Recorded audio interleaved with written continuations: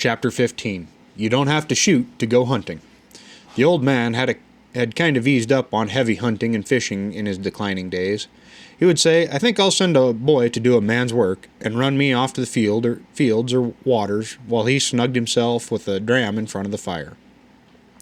When the boy would return, half frozen or as wet as a drowned rat, the old man would smile benignly and say something cynical like, "Old and creaky as I am, I get my fun out of thinking about you freezing to death in the rain, missing those birds right and left, and wondering why I took so much trouble to teach you to hunt."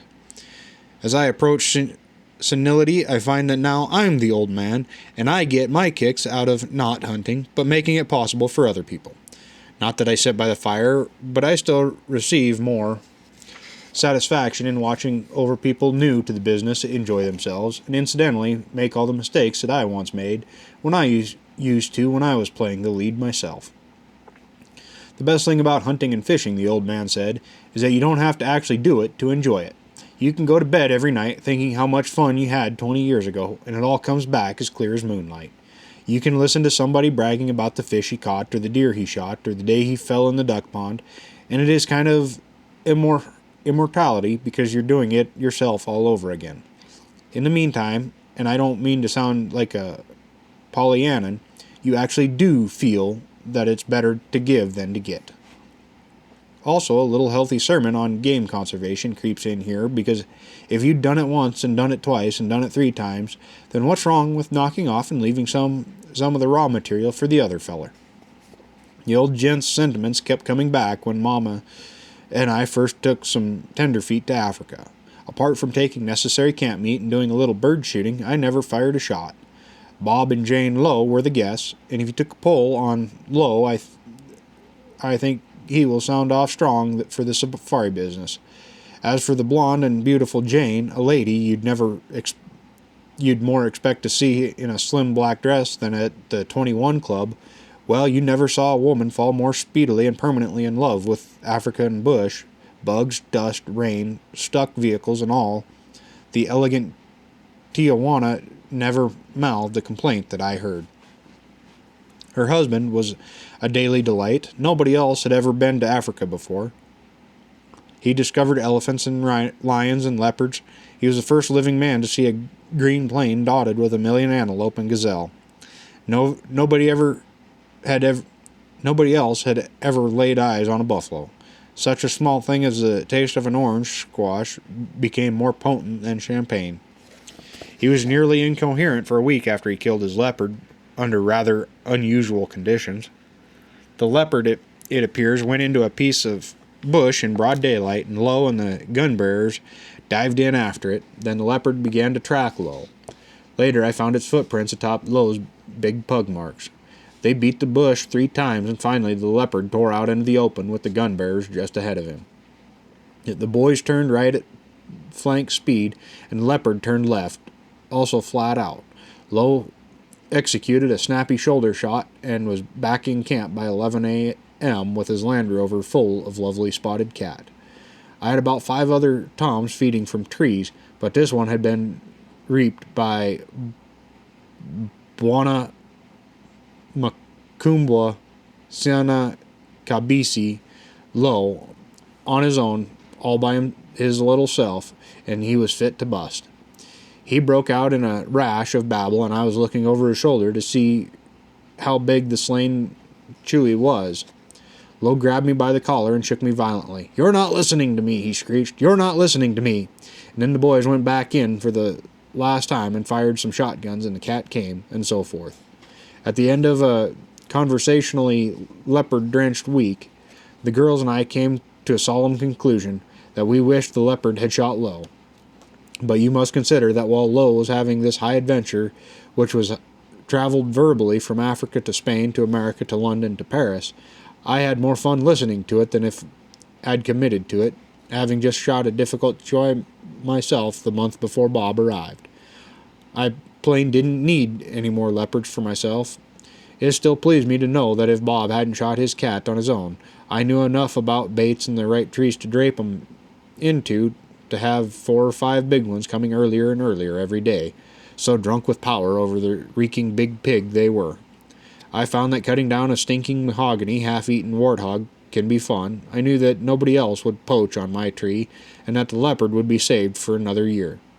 Possibly I inherited a malicious sense of humor from the old man, but I never laughed so hard in my life as I did on Bob Lowe's hunting debut in Africa.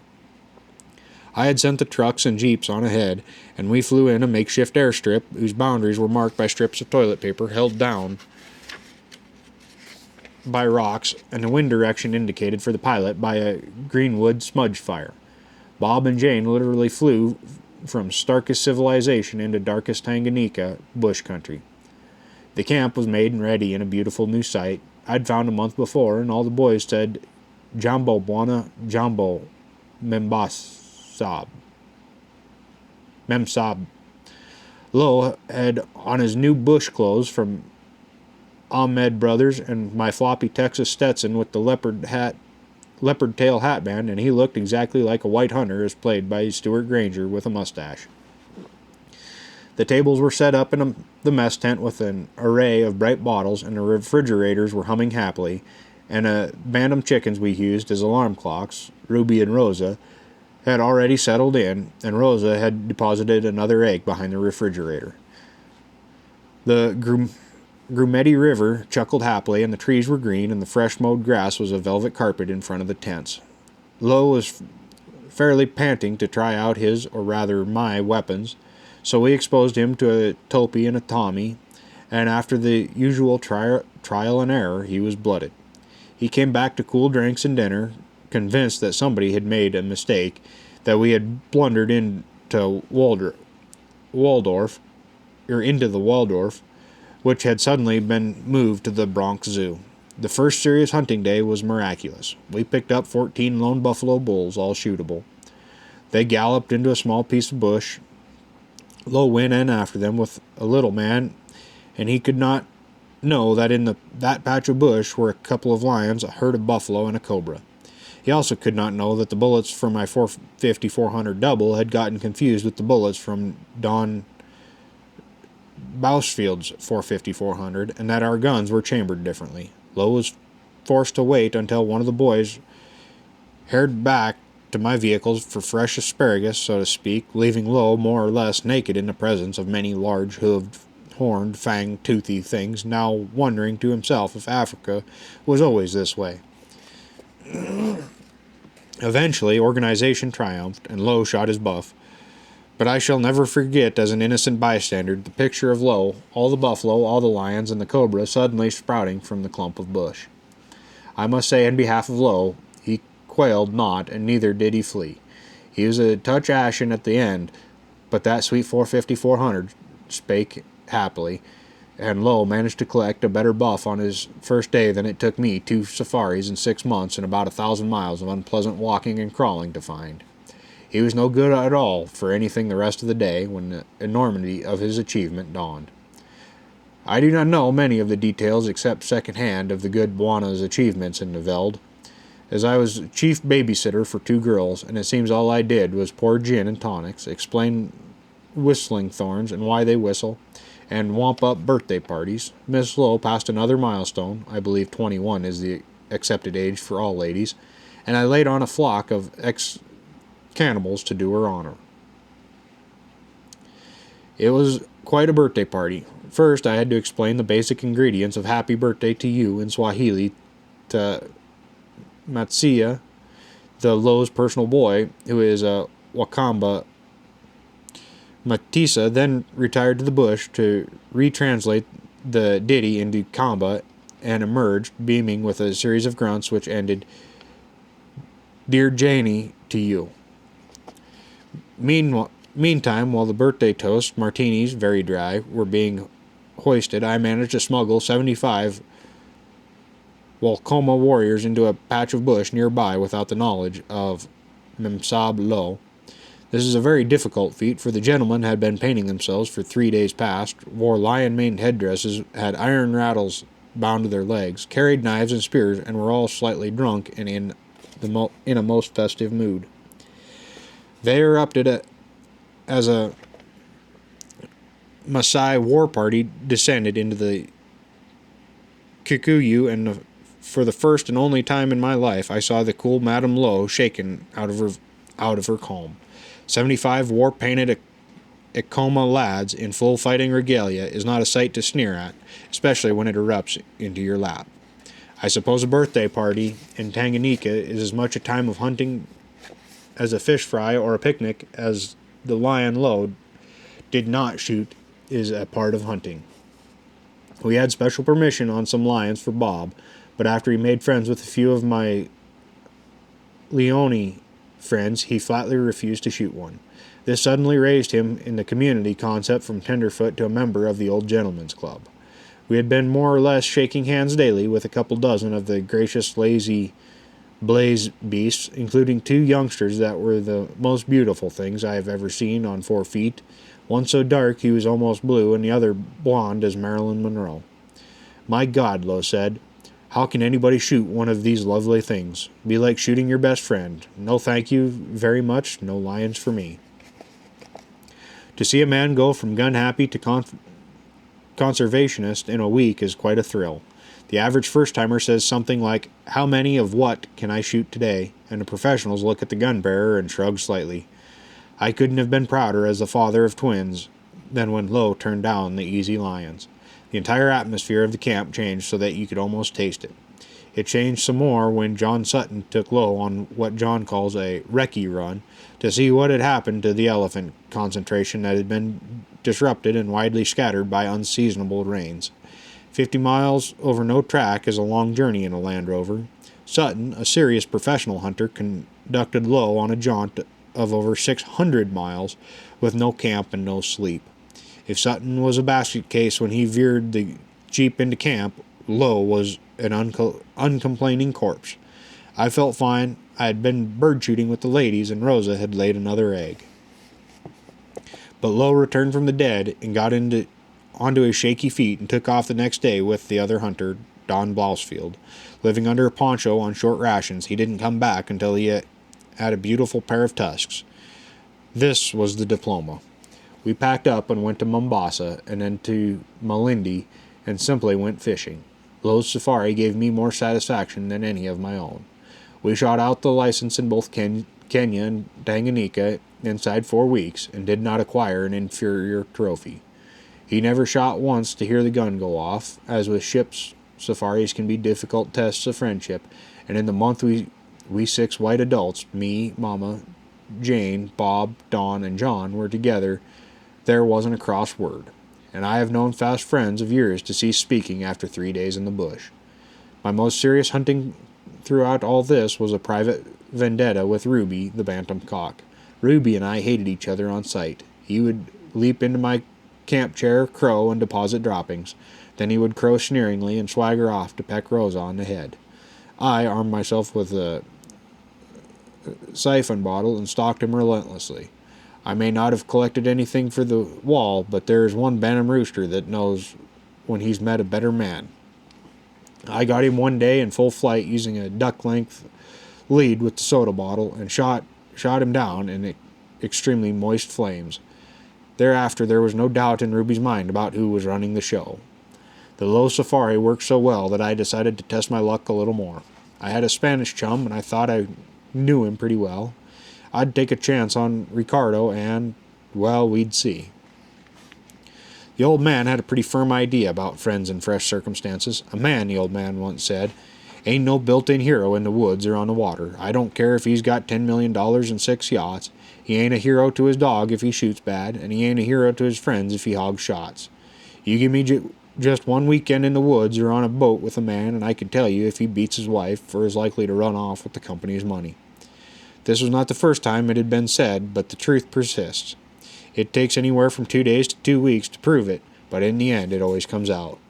The city veneer wears thin, and the man who is a big wheel in his main line begins to whine over a visitation of gnats. The man who might appear to be a surly heel on his native health suddenly exhibits traits of alarming humility and tremendous consideration of others in the party.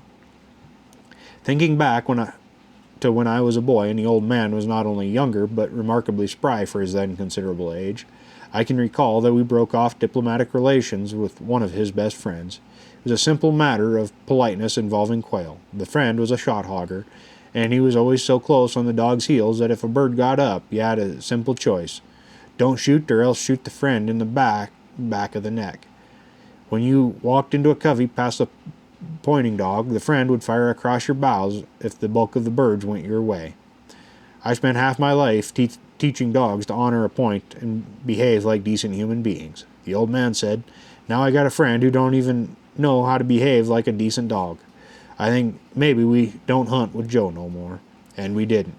We spoke politely to Joe on the streets because we never did actively dislike Joe on the streets, but we didn't hunt with Joe no more. Apart from his other unattractive habits, he claimed every bird of dubious ownership, and never once at the end of the day had he made even a feeble effort to whack the bag 50-50. Perhaps the greatest strain on personal relations I know of is a boat trip or a hunting trip of more than one day. Perhaps a boat trip is worse because you are a captive guest in an alien sea.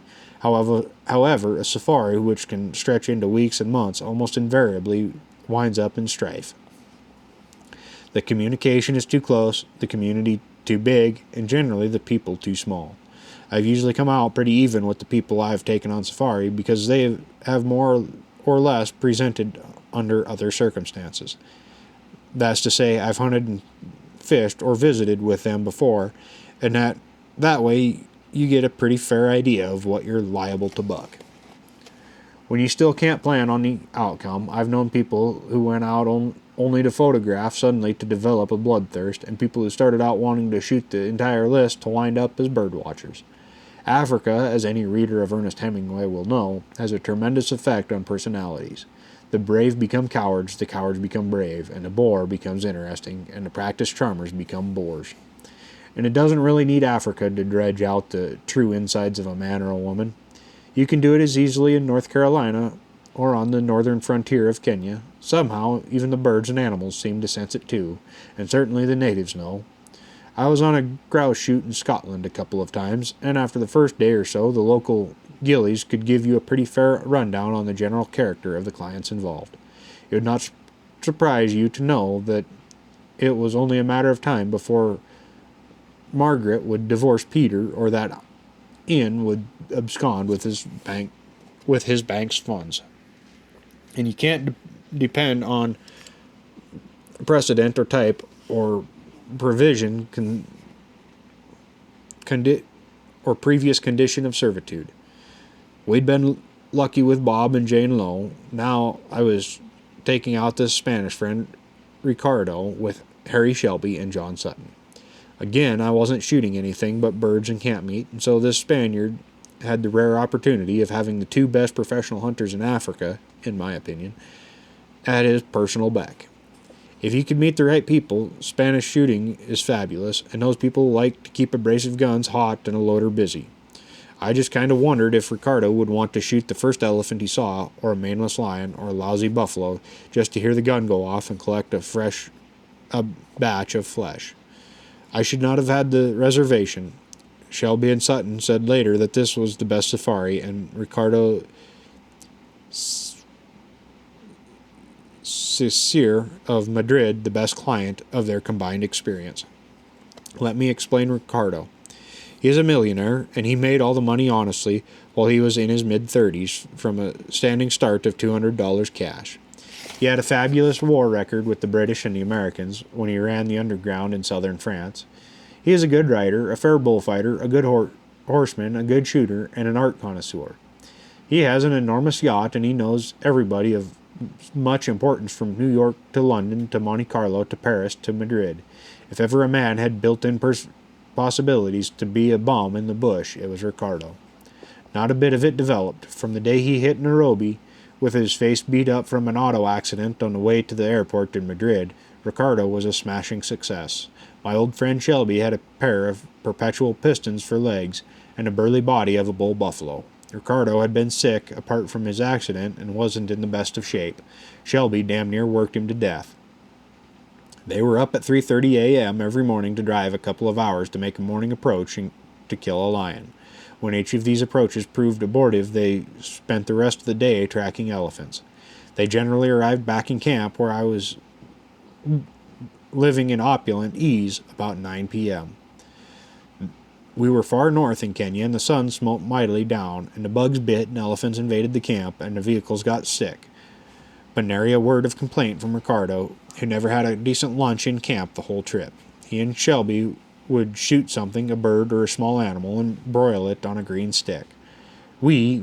They mostly, looked at 150 mature bull elephants before they finally decided to shoot one. If there had been more time, they'd have looked at 150 more on the off chance of finding a really superb bull. As it was, they collected an 80-pounder. They tended that lion kill and the leopard kills as reverently as though making a scene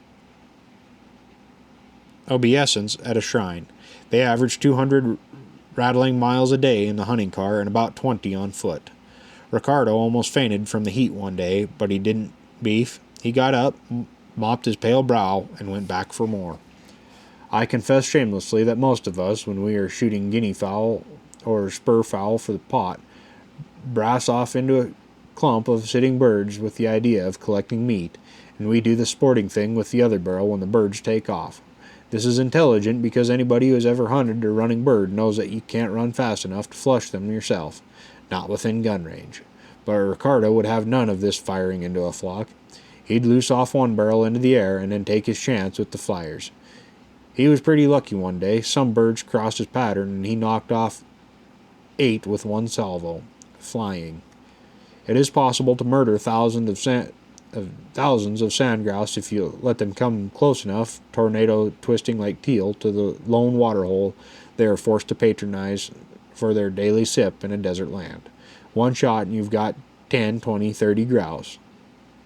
Ricardo shot only at the high-flying doubles, triples, and quartets, and a sand grouse flying high and jinking is the fastest bird I know outside the peregrine family. Ricardo finally shot his leopard just at dark and shot it through the left eye. He took his buffalo on the high slopes of Mount Kenya in the last half hour of his last day. He shot the buffalo running and dropped it in its tracks.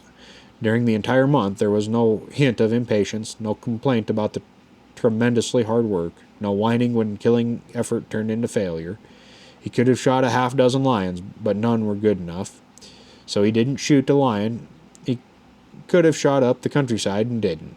He became so firmly fixed in the affections of the white and black hunters that Swahili is now being spoken with a Spanish accent. And we all laughed constantly, which is terribly important. I was very proud of Ricardo, and my old friends seemed a little proud of me for having produced him. I gained local status. Seems to me that the basic theme of hunting is that word exactly, hunting, not killing. Whether it's a good pair of tusks or a cloud-touching mallard or the quest of something special, in any bird or beast there is a certain imponderable that separates the man from the boy. Call it a Grail complex if you will, but it sure shows up in the face of the hunter and the people around him. As the old man's boy grows older, he finds less and less fun in killing and more fun in taking people hunting. We collected 2 magnificent lions in Uganda a while back on another safari, in a year when lion hunting was almost impossible in terms of mountable results. By safari rights, both lions belong to me since they were shot on my kills, baits prepared by me and Harry. It was nice to give those lions away. It was nice to see that everybody finally had his leopard and buffalo and waterbuck and all the rest. It was also nice to know that I too collected a magnificent trophy. It was a rather large rabbit, and I had to give him both barrels, but it had been done a long time since I had shot a rabbit, and at least it was something to have my picture taken with. The satisfaction I got out of this rabbit fetched back acutely to remark the old man once made. It's twice as much fun to see others do it if you've done it yourself and done it well enough to where you don't have to do it again. It occurred to me that I had enough tigers and lions, and that I would rather watch the elephants than shoot them. Unfortunately, this does not apply to quail. Concerning quail, I'm still as bloodthirsty as the day my first bobwhite scared me so bad I threw up and had to be put to bed for 2 days. Well, now I had 2 down and another upcoming. Bob and Jane Lowe had departed with our friendship still firm, and Ricardo had passed all the exams. Now we had another kettle of conditions coming hard after Ricardo. Now it would be Mike and Jill from the Middle West, and a fairly difficult one to run a test on, because Mike knew a lot about his own bush country. The Simon Pure amateurs put themselves wholly in your hands, and if anything goes wrong, it's your fault. Sometimes the people who know a lot about their own backyard try to convert that knowledge to Africa, and in the process they do foolish things. Everybody makes this mistake, but they seem to hurt more in somebody else's country. On this one, we were in the high hills of the Maasai country of Kenya, where the tame wild lions keep you alert at night. The hippos splash in the Mara River. The tsetse flies engrave their initials on your hide, and the hyenas remind you of Saturday night in a madhouse. It was a happy camp until the day when one of the jeeps rolled in bearing a tale of tragedy of the highest order. The old man had quite a few trenchant things to say about hunters, and one thing that sticks in my mind was, no man can call himself a pure hunter until he has committed the damnedest mistake a man can make at a time when he least wants to make it. They laugh and carry on about the big fish that got away, he'd elaborate, and they kid you about having buck fever, or forgetting to load the gun, or forgetting to slip off the safety catch.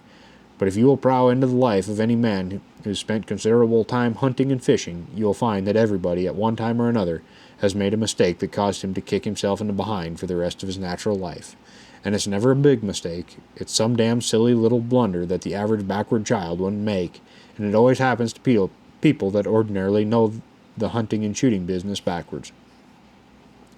I believe I mentioned at the time of the arrogance of youth that so far this boy hadn't made such stupid mistakes, and didn't think it was likely that he ever would. The old man grinned his shark's grin, and blew on the inside of his mustache. "You ain't home yet, son," he said. "You got another 60 years or so for the law of averages to catch up with you." It turned out he was right. But this is not my story. It is the story of this friend of whom we are calling Mike. Mike is a man of middle years, and most of those years since he comes from the West have been spent hunting and fishing when time allowed. He says he does not shoot until he knows he can kill, and preferring not to shoot at all rather than wound. He also wears Apache moccasins to ensure quiet stalking. As a matter of fact, Mike is more a maniacal fisherman than a possessed hunter, and one of our more adept dry fly flingers. But he likes bird shooting, and he has killed his elk and his mule deer and antelope, and he has caught very large angry fish on very fine thread. Mike, largely because of me, became deeply bitten by the Africa bug, and this bite festered with his charming wife Jill expressed a desire for a leopard to spread in front of her fireplace. This Jill is a very determined woman, being of Nordic extraction, and when she sets her mouth for something to happen, it better happen. This is how Mike and Jill came to go on safari with a fiercely determined aim.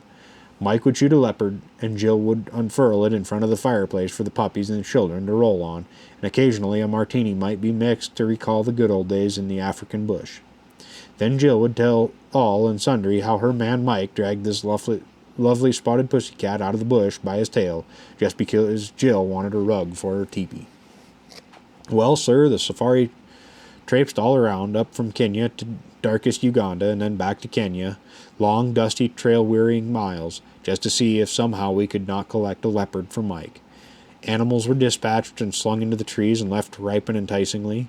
Blinds were built, drags of defunct animals were made, the better to diffuse the scent. Water holes were inspected for leopard tracks. We constructed morning approaches and evening approaches, and crawled miles through safari ants in the blackest bone-freezing pre-dawn, and sat up untiringly bug-devoured for 3 hours in the afternoon, each afternoon, to jounce home, kidney-shaken, murderously weary, and fantastically filthy, ready only to stagger off into bed, dirty, and arise with the waning moon to do it all over again. Weeks passed. Footloose lady lions climbed trees and ate Mike's leopard baits. Once a surly rhino, the only one in the neighborhood, chased a leopard off a kill and evidently scared it so badly that the chewie never returned. But Mike was a dauntless leopard hunter, and a dauntless leopard hunter is at least one part idiot. He crawled out of bed in a freezing Masai dawn to go and inspect a couple of feeble, tawdry kills to see if any mentally retarded leopard might be feeding, and he cruised the country endlessly on the off chance, a 1 in a million shot, that a nocturnal slinker might stay up too late some night, and with the boys go wandering home to his lair in the bright morning sunlight, when all good dew-paying leopards should be snugly abed in a thorny thicket. Mike had been shooting a .318 Wesley Richards of mine very well. It's a very flat rifle that throws about 250 grains of lead. He had come to trust this gun, for it had killed him a fine lion. He was not really interested in the lion until he saw it sitting underneath a leopard bait, and I do believe he shot the lion so it would not hamper the leopard's chance of coming to the tree-strung kill. The story might meander on, but I will shorten it. Clean living and high purpose paid off, and the day came when Mike had been riding along the flat top of the Transmara escarpment, checking to see if any leopards, faint hope, had been feeding on a couple of his topi kills, and then 1,000,000 to 1 shot hit. A big, very big, dog leopard, an 8-footer perhaps, meandered across the tracks and sauntered into a small patch of bush in broad Masai daylight. Now the search for the spotted grail was at an end, because the patch of bush was very small indeed, and the leopard could easily be driven out of it. Mike's professional hunter stopped the car, and they strolled along the piece of bush. Inside the bush they could hear the leopard growl. The hunters stood with guns ready, and the gun-bearers began to fling chunks of wood into the clump. Out came the leopard, broad on, not hurrying, but more or less meandering, presenting a target, for a man who shoots as well as Mike, as big as a spotted house. Up came the trusty .318. Jill, who was watching the show, already saw herself serving martinis in front of the fire, while sitting on this splendid, very dark, golden leopard skin. Mike had the leopard firmly in his sights at about 25 yards and squeezed. The logical sequence was the sharp bark of a .318, a final growl, and a mighty leap of the leopard, when conjugal kisses, hearty congratulations, and a triumphant end of the hunt. Jill would have her rug, and Mike would stand proud and tall among his clan brothers. There was a dry half-click. The leopard melted into thick bush and was no more seen, because a leopard melting into thick bush is untrackable unless he is wounded and spraying a blood spoor. Kuishi Choi, leopard finish. Mike stood there looking as at a stranger at the gun in his hand. This trusty gun, this marvel of rifled craftsmanship by one of the best gunsmiths in London, this burled walnut-stock gun whose prototypes had been known to speed a solid bullet all the way through an elephant, penetrating completely from stern to bow. What had happened was simple. One of those little mistakes the old man had mentioned. Some years back I had affixed a very low-mounted scope to this rifle. The scope interfered with the Mauser-type safety catch, so I had the catch taken off, intending to install another type of safety. But time passed, and it scarcely seemed worth the trouble, because complete safety could be maintained when a bullet was in the chamber by leaving the bolt handle only half thrown. All you had to do to shoot was to slap the bolt handle firmly into its bed, and she would be a vicious business. In the truly magnificent spectacle of the leopard erupting from the bush, Mike, really unaccustomed to the rifle, had forgotten to snap the bolt handle all the way home. And with leopard you are not allowed mistakes, not even one, not the littlest one. There is really not much you can say to comfort at a time like that. I claim I helped some. I mentioned to Mike that he was only an amateur in the frustration league, because anybody who knows me might remember the painful story of the tiger that got away. This particular tiger was the biggest of 3 in the Madhya Pradesh of India, and I killed it just as dead as I had slain the 2 others. He was a huge old tiger, a cattle lifter, and I shot him, smirking the while through the neck. He collapsed, and my shikiri and I congratulated each other. The shikiri suggested a second make-sure shot, but I waved him off. What need? We smoked a couple of cigarettes and had a pull at the flask. It was then that the tiger got up and slowly walked away. We never saw him again. The tiger story helped Mike some, but not enough. The old man said once that you never forget a mistake that cost you dearly, so when somebody said that Mike's leopard would be a mere memory on the dewy morrow, I said, no, sir, that leopard would continue to grow, and Mike would still be hating himself 20 years hence. That's the really The real beauty part of hunting, the old man had said, a hunter still finds it possible to kick himself in the tail after everybody else has forgotten the tragic incident. That separates the men from the boys in the hunting business, because a casual gent will pretend that it never happened, and even if it did, it was somebody else's fault. The mark of the true man is, will he continue to hunt instead of busting his gun over the nearest tree? But Mike had it. But Mike has the mark of a true man, and I was perfectly certain that before we removed ourselves from the Loita Plains, he would have his leopard, and Jill might one day be able to sit on the skin in front of the fire and whip up a batch of martinis extra dry. Like the old man said, it ain't so much talent as energy, and a bad breaks can't go on forever. The old man just claimed that the stature of a man was measured by how much he could smile when fate was beating him over the head with a stick. Mike shot a big leopard later, but it'll never be as big as the one that walked across the road.